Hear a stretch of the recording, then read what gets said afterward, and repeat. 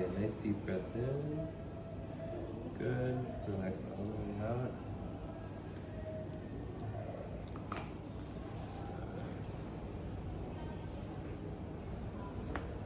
Good.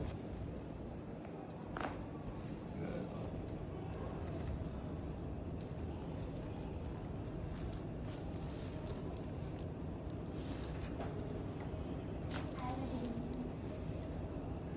I know you like to crack your neck, huh? Probably feels good, but don't do a lot, okay?